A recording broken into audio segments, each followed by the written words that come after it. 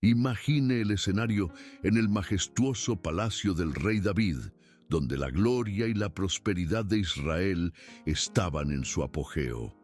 Pero detrás de los muros dorados y los grandes salones había una familia real dividida por la intriga y el profundo dolor. Allí vivían los hijos del rey, entre ellos Amnón, el primogénito, Tamar, una joven de incomparable belleza, y Absalón, su hermano protector y valiente.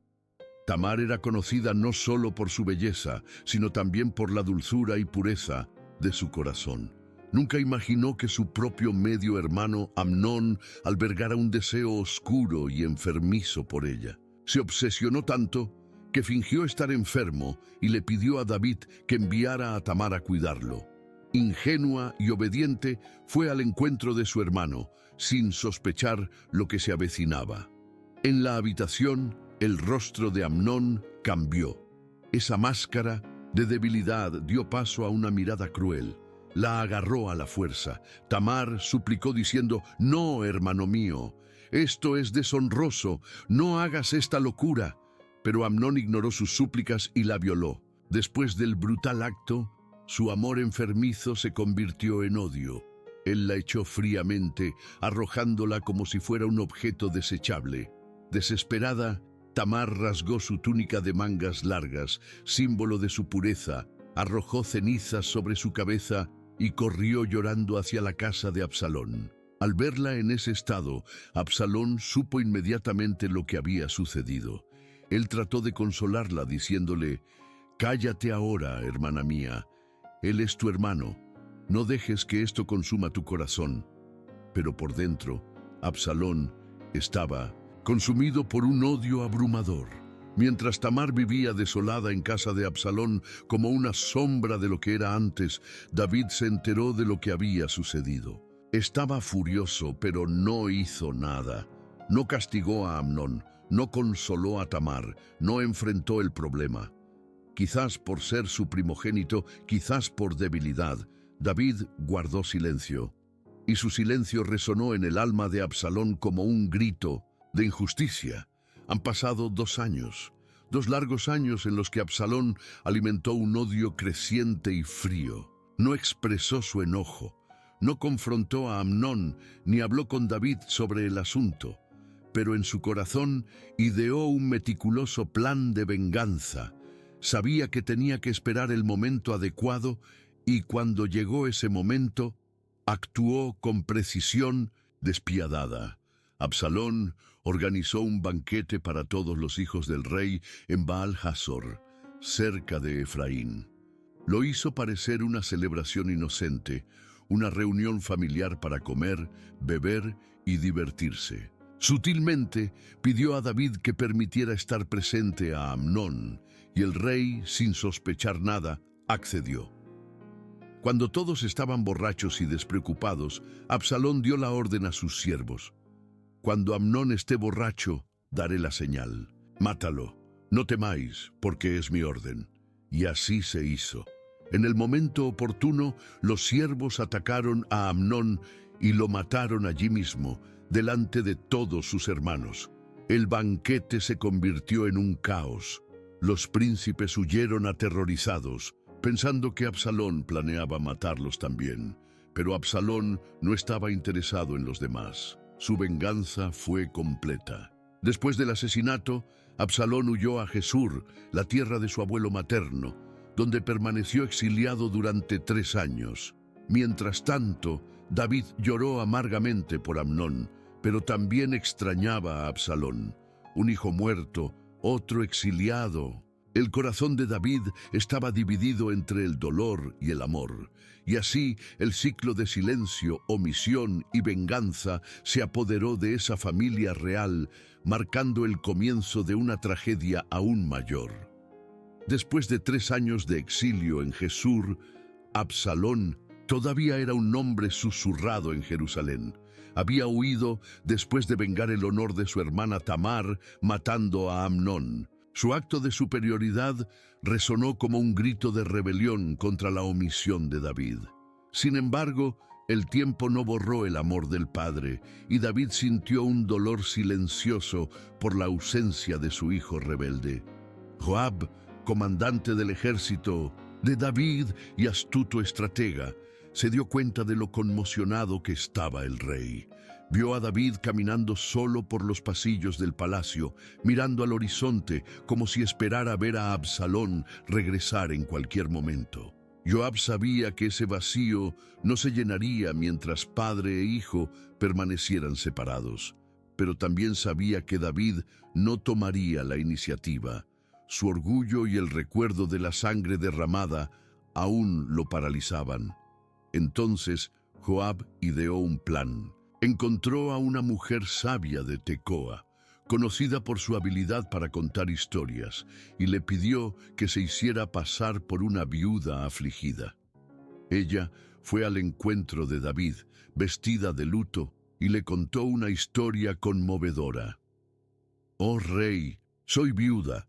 Tuvo 2 hijos, pero uno mató al otro. Ahora mi familia quiere venganza y exige la muerte del único hijo que me queda. Si hacen esto, mi linaje se extinguirá y el nombre de mi marido desaparecerá de la tierra». David, conmovido por la historia, garantizó la protección de su hijo superviviente. En ese momento, la mujer reveló la verdadera intención detrás de sus palabras. ¿Por qué entonces el rey no hace lo mismo con su propio hijo Absalón?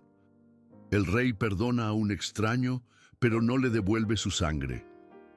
David, inmediatamente, se dio cuenta de que esa parábola tenía la mano de Joab detrás. Aún así, sus palabras tocaron una fibra sensible y le ordenó a Joab: «Ve y trae a Absalón de regreso a Jerusalén». Pero el regreso no fue como esperaba Absalón. Aunque ya estaba de regreso en la ciudad, David se negó a verlo. Ordenó a Absalón que se quedara en su casa y no se presentara ante él. Pasaron 2 años de esta amarga separación. Aunque estaban en la misma ciudad, padre e hijo permanecían tan distantes como extraños. La tensión entre ellos crecía cada día. Absalón se sintió humillado, rechazado y enfurecido. Se preguntó por qué David lo había traído de regreso si no tenía intención de perdonarlo. Decidido a confrontar a su padre, Absalón intentó varias veces llamar a Joab para concertar una reunión, pero fue ignorado. Furioso por la indiferencia, ordenó quemar el campo de cebada de Joab. Ese acto audaz finalmente llamó la atención del comandante, quien fue a buscar satisfacción. Absalón preguntó sin rodeos: «¿Por qué me trajisteis de regreso si no puedo ver el rostro del rey? Si soy culpable, que me mate, pero si no es así, déjame verlo». Joab no tuvo más remedio que llevarle el mensaje a David. Entonces, finalmente llegó el momento tan esperado. Absalón fue llevado al palacio. Imagínense la escena. Absalón, imponente, con su larga cabellera que le llegaba hasta los hombros, su presencia carismática y su postura altiva. Se acercó al trono y se inclinó profundamente. David miró a su hijo y su expresión endurecida comenzó a desvanecerse. Todos los años de separación, el dolor de perder a Amnón, el vacío en el corazón, todo se mezcló en un torbellino de emociones. Dio un paso adelante y abrazó a Absalón, llorando en su hombro. Fue un momento intenso, lleno de lágrimas y sentimientos no expresados. Padre e hijo finalmente se reunieron, pero las heridas aún estaban abiertas y nada volvería a ser igual que antes. Este reencuentro, aunque dramático y conmovedor, fue solo el comienzo de un conflicto aún mayor. Absalón regresó a Jerusalén, pero no había paz en su corazón. Su resentimiento siguió creciendo, al igual que su ambición. Después de ese reencuentro lleno de lágrimas y emociones reprimidas, Absalón volvió a moverse libremente por Jerusalén. Pero por dentro todavía estaba amargado. Ese período de rechazo y aislamiento plantó en él la semilla de la rebelión. No solo quería el perdón de David, quería el trono.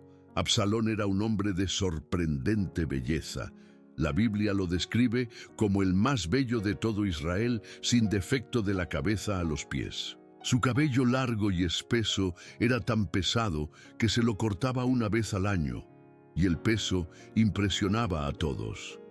Su apariencia carismática y su llamativa presencia lo hicieron naturalmente popular. Pero no se basó solo en la apariencia. Absalón era astuto. Comenzó su campaña con sutileza. Todas las mañanas se posicionaba en la puerta de la ciudad, donde la gente venía a pedir justicia al rey. Allí interceptó a los que llegaban y los saludó calurosamente. Cuando alguien se acercó para inclinarse ante él, Absalón extendió la mano, lo abrazó y lo besó. Este gesto de cercanía tocó el corazón de la gente, que se sintió valorada y respetada. Pero Absalón no se detuvo ahí.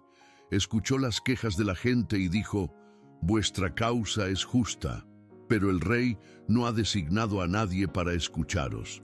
Oh, si yo fuera juez en Israel, haría justicia para todos».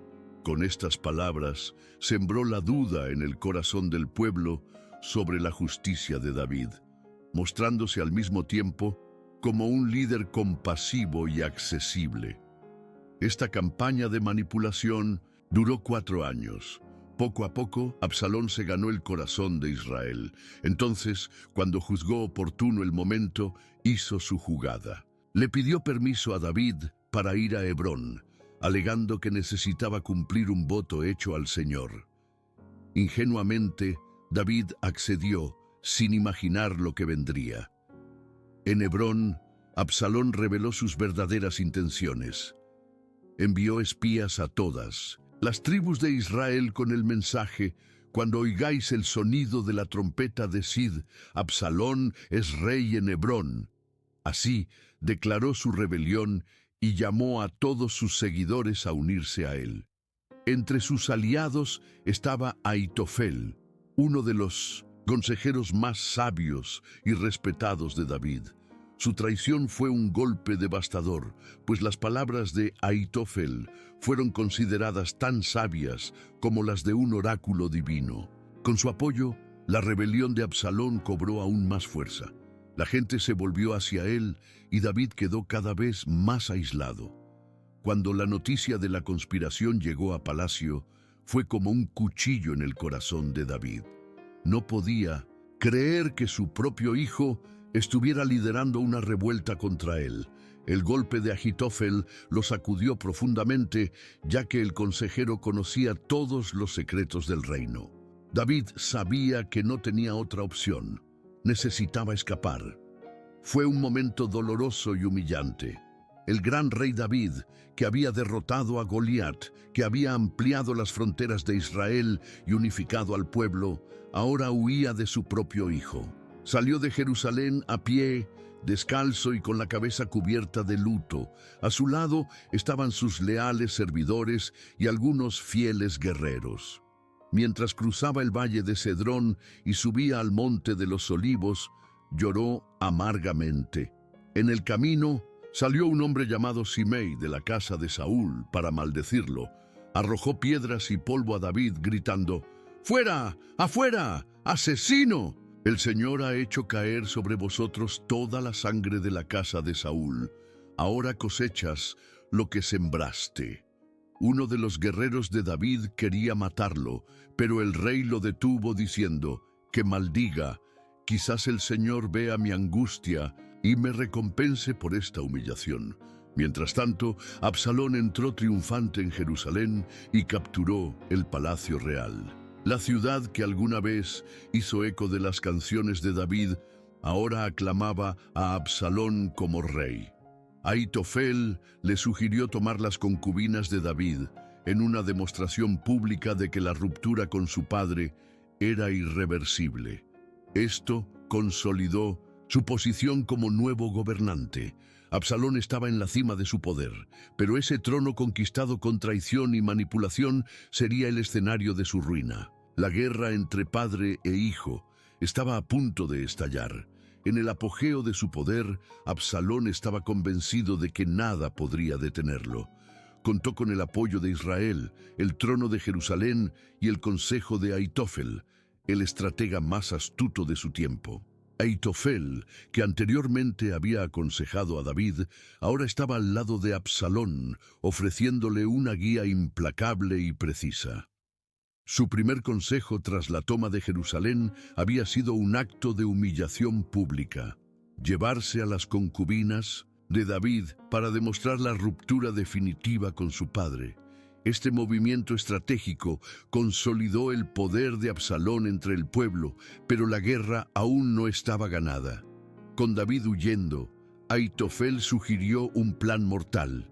Él mismo lideraría un ataque sorpresa contra David esa misma noche. «Elegiré 12.000 hombres», dijo fríamente a Ahitofel. «Perseguiré a David mientras esté cansado y débil. Causaré pánico y solo mataré al rey. El resto del pueblo volverá en paz». Fue un golpe quirúrgico y certero. Sin David, la rebelión de Absalón definitivamente se consolidaría. A Absalón le gustó la idea, pero decidió buscar una segunda opinión. Llamó a Husai, un antiguo consejero de David que se había quedado en Jerusalén. No sabía que Husai era un espía colocado allí bajo las órdenes de David para sabotear los planes de Ahitofel. Al escuchar la propuesta de Ahitofel, Husai supo que debía actuar rápidamente.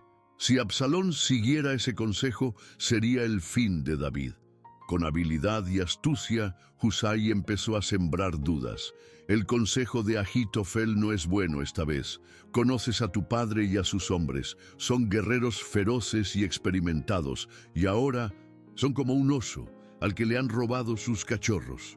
Si atacas ahora, cuando están desesperados, lucharán con la fuerza de la desesperación. Además, David es astuto. Ciertamente no está con el ejército, sino escondido en una cueva o en algún otro lugar estratégico. Si atacas y hay bajas entre tus tropas, el pueblo dirá: Absalón ha sido derrotado y tus fuerzas se debilitarán». Entonces, Husai sugirió un plan alternativo, apelando al orgullo y la vanidad de Absalón. «Reúne a todo el ejército de Israel desde Dan hasta Beerseba y entra en batalla a su cabeza. Golpea con fuerza aplastante, como rocío que cae sobre la tierra. No quedará ni un solo hombre junto a David». Esta visión de una gran victoria, dirigida personalmente él sedujo a Absalón. Convencido, Absalón rechazó el consejo de Ahitofel y siguió la estrategia de Husai. Ahitofel, al ver ignorado su plan, comprendió que la derrota era inevitable. Sabía que Husai le había dado tiempo a David para escapar y reorganizarse. Desilusionado, Ahitofel regresó a su casa, puso sus asuntos en orden y se quitó la vida. Entendió lo que Absalón aún no entendía. La guerra estaba perdida incluso antes de comenzar. Mientras tanto, Husai rápidamente envió mensajeros a David, advirtiéndole del plan de ataque. David cruzó el Jordán con sus hombres y se preparó para la batalla decisiva en la tierra de Efraín. Reunió sus tropas y las organizó en 3 divisiones, dirigidas por Joab, Abisai e Itai. El propio David quería liderar el ejército, pero sus hombres lo convencieron de que se mantuviera a salvo. «Si perdemos, a nadie le importará, pero tú eres el objetivo principal. Si caes, toda la nación caerá contigo». David cedió, pero hizo una petición emotiva: «Trata con gentileza al joven Absalón, por mi bien». Todos los comandantes oyeron estas palabras, y el corazón de David se dividió. Fue un rey en guerra, pero también un padre que no quería que muriera su hijo rebelde. Así se preparó el campo de batalla. En Efraín, los densos y traicioneros bosques serían el escenario del enfrentamiento entre padre e hijo. De un lado, el carismático Absalón, decidido a ocupar el trono. Por el otro, David, el rey elegido por Dios, luchando no solo por su corona, sino por la vida de su propio hijo. La batalla sería feroz y las consecuencias resonarían durante generaciones. La tragedia apenas comenzaba. El día de la batalla amaneció sombrío, como si la propia naturaleza predijera el trágico destino que estaba por venir. Las tropas de David estaban estratégicamente posicionadas en el bosque de Efraín, un terreno traicionero lleno de barrancos, densos árboles y senderos sinuosos. Era el escenario perfecto para una emboscada. Por otro lado, Absalón dirigió el ejército de Israel con confianza, creyendo que su victoria era segura.